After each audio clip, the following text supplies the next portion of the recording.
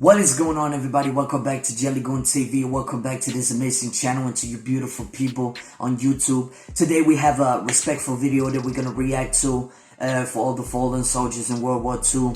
It depends on both sides. It does not have to be a race. It doesn't have to be anything. There's a lot of people that died on the World War II, and I just want to say respect to everybody except the Nazis officers and the Nazis who actually hated Jews and all these things. But to the people of Germany who actually just fought because they had no choice, respect to you. And I really hope that your family is well, of course, and I hope that your thing is resting like your grandfather or whatever. But yeah, anyway, without further ado, this is also a comment request right here. It's a beautiful. Thank you so much for this comment. I really do appreciate it. But anyway, let's just jump into it. This is 18 minutes long, so let's just go.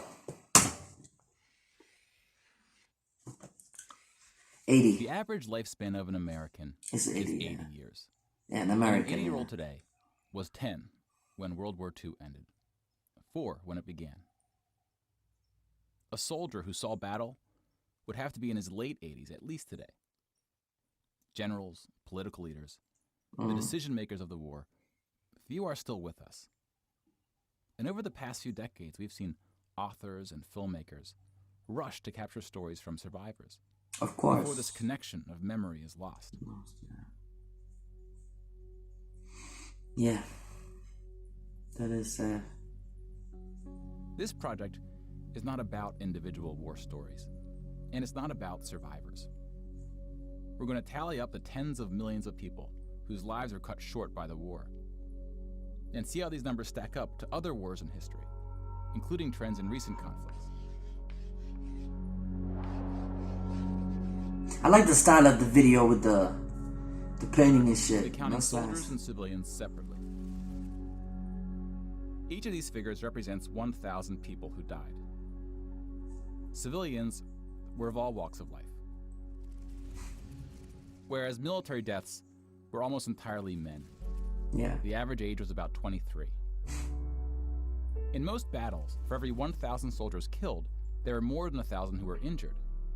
The word casualty can be confusing because in military speak, it often includes both deaths and injuries, and anything else that takes a soldier out of service. Here, we're just counting the deaths, and we'll begin with American soldiers.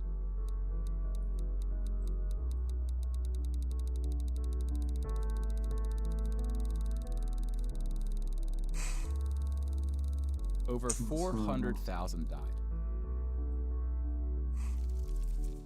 Most of the deaths occurred in the European theater, fighting the Nazis. And about a quarter were in the Pacific, fighting the Japanese. When you put them on the timeline, you see that casualties were the heaviest at the end of the war. The war began on September 1st, 1939. But the US wasn't willing to join the fight until Pearl Harbor, 2 years in. The deaths increased drastically on D-Day, when the Allies invaded Normandy.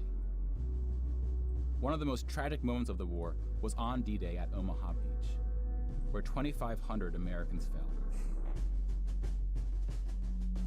It's crazy. So about the same number of US soldiers died on this single beach landing as the entire 13 years of the recent war in Afghanistan.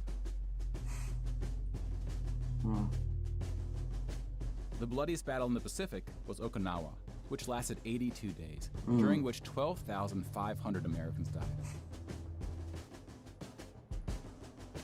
About 5,000 of these deaths were at sea from kamikaze attacks. Let me just pause here. I just want to say one thing, that this is not only for the American people. This is not propaganda from American people. Like, I know there's American who died, but there's also Japanese civilians who died. There's also Japanese soldiers who didn't want to fight but didn't have a choice. They died too. You have to have respect for them too. Now, everything is always America's sad, America's sad, America's sad, blah, blah, blah, blah. But I do really respect your soldiers and your death. I really do. I respect the country. It is nice that, you know, these guys and girls, they fought for, you know, world peace. I am really appreciative for that. I'm not saying that, but I'm saying that there's a lot of spectrum. Like, there's a lot of people that gave their life for World War II, you know, not only that, because when you think you have a plan and you think you're following some politics, something, you think you're right, just like the Americans did. You know what I mean? So yeah, but it is crazy. I know people are gonna get butthurt, but respect to the soldiers of the fallen USA Army. I really do respect these guys and girls, and they are brave. They are so brave, like so young. That's amazing. But let's just get into this, man. I just wanted to say that this is not American propaganda, man. It's not all only about America. You have to think about larger picture, you know. This guy is apparently just taking America because, you know, yeah, it's his country, but he's a good guy. I like the video, man. But let's get into it. Let's go. Now let's look at some other countries, starting with Europe. Okay, never mind. He does take other countries. That's good. Nice. That's good. That's nice. When it invaded Poland. Poland ultimately lost 200,000 soldiers. I have respect for this guy right now. Most died after the invasion while the country was occupied by Germany and the Soviet Union. Germany, meanwhile, lost just 16,000 in the invasion of Poland. That's a lot of people. The Nazis went on to Denmark. conquer other What? countries, including My Denmark, country too? Belgium, the Netherlands, France, Greece, and Yugoslavia. France surrendered, but after losing 92,000 soldiers in the Battle of France. Over 200,000 ultimately fell, which includes deaths in POW camps, French colonies, and other fighting. Yugoslavia suffered almost 500,000 military deaths. The initial invasion brought relatively few casualties on both sides, but the deaths mounted under Nazi occupation due to guerrilla fighting, civil conflict, and massacre. Yeah, of course. Wow. The Nazi invasions were swift, with relatively few German losses. Even the Nazi commanders expressed surprise at their success. And then we have the United Kingdom and the United States, who were not invaded, but took the fight to the Nazis. Yeah, true. Britain lost about the Thank same you for number of that. soldiers as the US. Thank you for which that. includes the British colonies. Germany lost about 500,000 soldiers fighting the US and Britain in what is known as the Western Front, which took place in France and Belgium.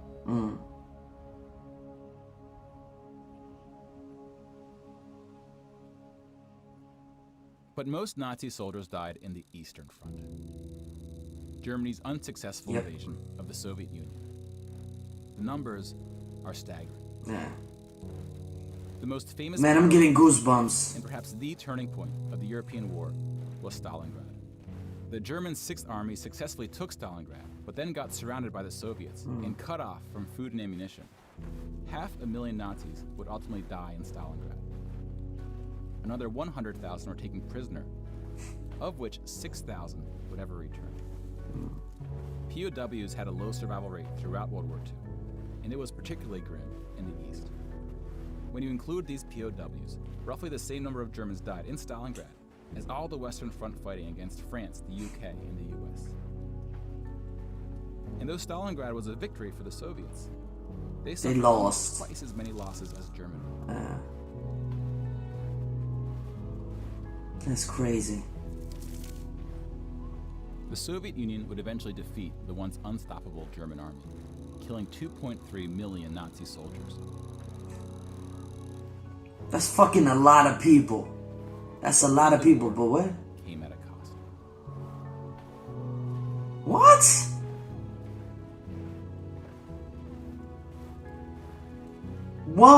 What's going on?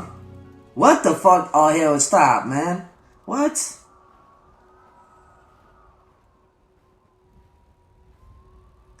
Come on, man.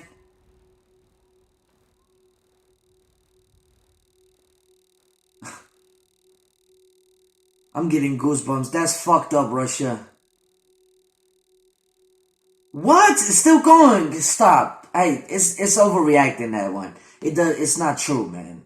That's not true. 8.7 million is the official tally by the Russian military, a hotly disputed number. Some studies have calculated as many as 14 million. To complete the count of European military deaths, we need to add German deaths from other fronts, including the North and Africa, as well as deaths from other Axis powers allied with the Nazis, Hungary, Romania, and Italy. That's crazy.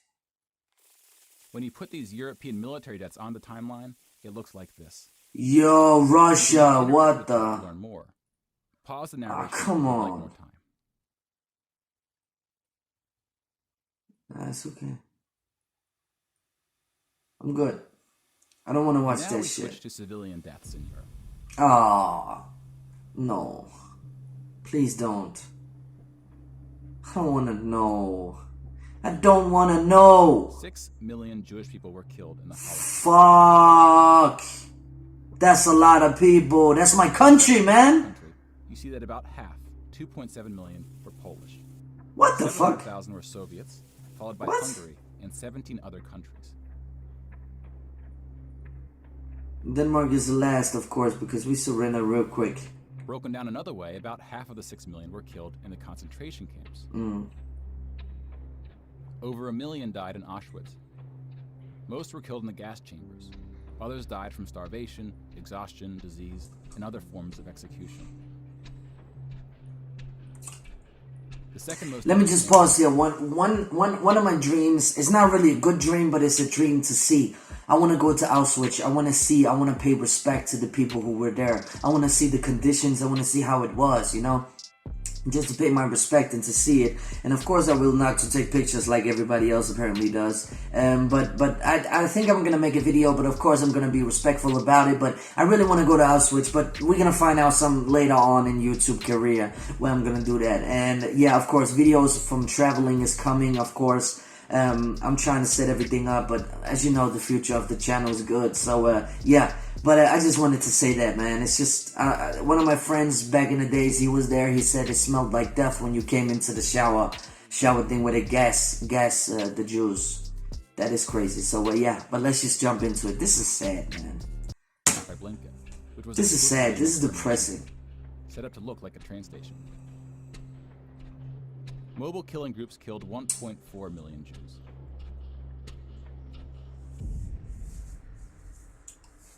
Like with the gas chambers, men were killed first to reduce the risk of revolt.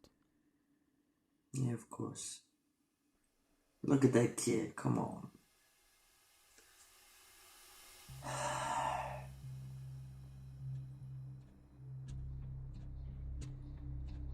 Man. That make me depressed. Poor fucking kids. What they ever done? Non-Jewish deaths. Between 130,000 to 500,000 Roma, then called Gypsies, were killed. The numbers Gypsies too? Whoa. About 250,000 people with disabilities were killed. Homosexuals, Catholics, and other groups were also exterminated, but their numbers were relatively small. Some historians say that other civilian deaths should go under the label of Holocaust. About 2 million non-Jewish Poles were killed under German occupation, some of which were sent to the gas chambers at Auschwitz. When you combine civilian and military deaths, over 16% of the total Polish population died in World War II, which is the highest That's crazy. in any country. Poor Poland, man. Death count. The Soviet Union again tops that list, of course, losing at least as many civilians as it did soldiers, somewhere between 10 and 20 million. Let me just pause here. I want to say respect to Russia for doing this. Respect to Russian soldiers for actually doing this fucking shit. Like, without you guys, without Russia, we would never have won. Never. Ever. We would never have won. Never. It would still be a fight. Because when you get pushed from both sides, Germany has to retreat. Germany has to do something. That is just crazy, man. And it's definitely, I believe it's Russia's fault that we actually won the war. That Hitler is dead. I actually do, because Russia pushed so fucking good. And rest in peace to all these good, brave young men who actually fought for the world that we live in now. You better be appreciated for that, man. You got your mobile phone, your iPad, your everything. It's amazing. But let's get into it. Let's go. The dark moment for the Soviet Union was the siege of Leningrad. Leningrad. Petersburg. German forces surrounded Leningrad before civilians could be evacuated. Supplies, including food, were cut off for 2.5 years. 1.5 million people died as a result, mostly from starvation, mostly civilians. Stalin's cruelty towards his own people is partly responsible for these numbers. He often didn't allow civilians to evacuate from cities, thinking it would cause the soldiers protecting them to fight harder. About 1 million Soviets died in Stalin's own labor camps, called the Gulag. Just about every country suffered civilian losses, especially countries who were invaded. While many died as a result of so-called collateral damage, the biggest numbers occurred when it was no accident. Civilians were exterminated, purposely fired upon or bombed, used as human shields, or intentionally deprived of food. The intentional killing of civilians was done by most warring parties, including the United Kingdom and the United States. The United Kingdom was spared of a land invasion, but still lost 60,000 civilians, largely from German air raids or blitzes. Then more. Often directed at civilian populations. My country. We didn't lose many because we didn't have many soldiers. We live in a small country, man. Greater magnitude, causing about 10 times the number of deaths. Wow. But most German civilian deaths came from the ground at the late stage of the war. When the Nazi regime collapsed, civilians living in occupied regions had to desperately flee from the advancing Soviet army.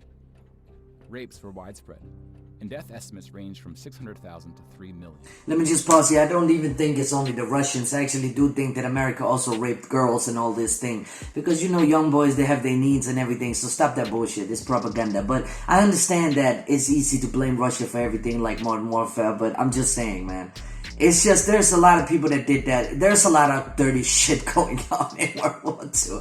But let's just get on to it. And please don't rape women. It's disgusting. Let's go.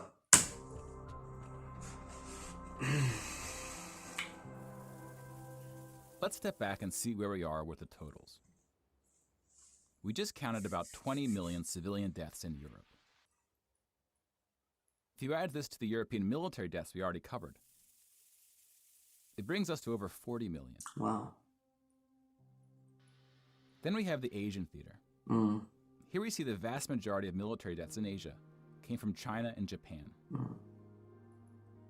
On the civilian side, about 6 million deaths from China, Indonesia, Korea, Indochina, and the Philippines can be attributed to Japanese war crimes, which are sometimes compared to the Nazi atrocities due to the sheer scale of America, you're not, China had the second... Yeah, you're not innocent. Soviet Union. You killed a lot of civilians with that atomic bomb. Demonstrated a stunning willingness to sacrifice its own people.